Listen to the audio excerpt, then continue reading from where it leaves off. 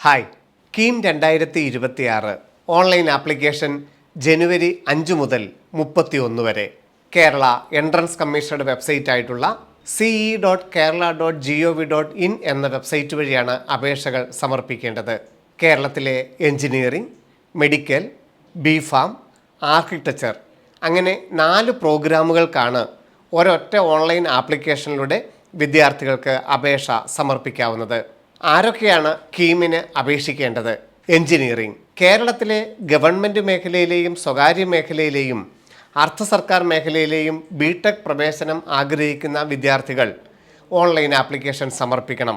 Online exam April 15 മുതൽ ആരംഭിക്കും. കേരളത്തിലെ എഞ്ചിനീയറിംഗ് എൻട്രൻസ് പരീക്ഷയുടെയും പ്ലസ് ടുവിലെ ഫിസിക്സ്, കെമിസ്ട്രി, മാത്തമാറ്റിക്സിൻ്റെ പരീക്ഷയുടെയും മാർക്കിൻ്റെ അടിസ്ഥാനത്തിലായിരിക്കും കേരള എഞ്ചിനീയറിംഗ് റാങ്ക് ലിസ്റ്റ് തയ്യാറാക്കുന്നത്. Kerala medical, MBBS, BDS, agriculture, veterinary, ആയുർവേദം അടക്കമുള്ള മെഡിക്കൽ കോഴ്സുകൾക്ക് കേരളത്തിൽ പ്രവേശനം ആഗ്രഹിക്കുന്നവർ കീം 2026 ഓൺലൈൻ ആപ്ലിക്കേഷൻ സമർപ്പിക്കണം. എന്നാൽ പ്രത്യേക പ്രവേശന പരീക്ഷ കേരളത്തിന് മാത്രമായിട്ട് എഴുതേണ്ടതില്ല. മെയ് മാസത്തിലെ നീറ്റ് എക്സാം മാത്രം എഴുതിയാൽ മതിയാകും. ബിഫാം. കേരളത്തിലെ ഗവൺമെൻറ് മേഖലയിലെയും സ്വകാര്യ മേഖലയിലെയും ബിഫാം കോളേജുകളിൽ പ്രവേശനം ആഗ്രഹിക്കുന്ന വിദ്യാർത്ഥികളും കീം ഓൺലൈൻ ആപ്ലിക്കേഷൻ സമർപ്പിക്കണം. ഏപ്രിൽ 15 മുതൽ ഫിസിക്സിൻ്റെയും കെമിസ്ട്രിയുടെയും ഓൺലൈൻ എൻട്രൻസ് എക്സാം ഉണ്ടാകും.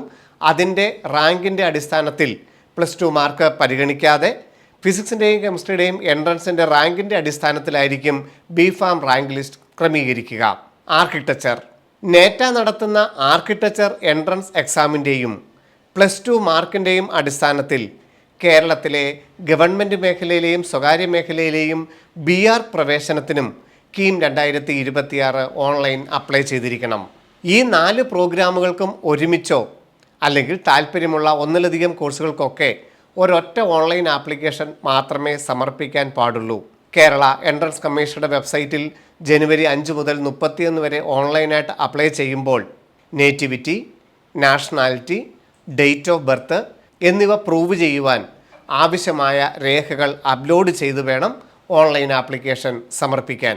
അതോടൊപ്പം തന്നെ OBC, non creamy layer, EWS, minority, NRI അങ്ങനെ വിവിധ സ്പെഷ്യൽ റിസർവേഷൻ കാറ്റഗറിയിൽ ഉൾപ്പെടെ എല്ലാ വിഭാഗത്തിനും സർട്ടിഫിക്കറ്റുകൾ അപ്ലോഡ് ചെയ്ത് വേണം ഓൺലൈൻ ആപ്ലിക്കേഷൻ പൂർത്തീകരിക്കുവാൻ. NCC, സ്പോർട്സ് എന്നിവയ്ക്കും ഈ കേരള ഓൺലൈൻ ആപ്ലിക്കേഷനിൽ പ്രത്യേകം രേഖപ്പെടുത്തുവാനുണ്ട്.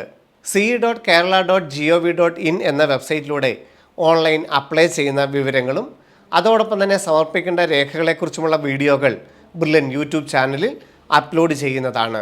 വിശദമായി ബ്രില്യൻ യൂട്യൂബ് ചാനലുകൾ നിങ്ങൾക്ക് പരിശോധിക്കാം. കേരള എൻട്രൻസ് കമ്മീഷനുടെ പ്രോസ്പെക്ടസും വിശദമായി പരിശോധിക്കുക. വീണ്ടും കാണാം. നന്ദി, നമസ്കാരം. Brilliant Study Center, India's #1 coaching center for NEET and JEE.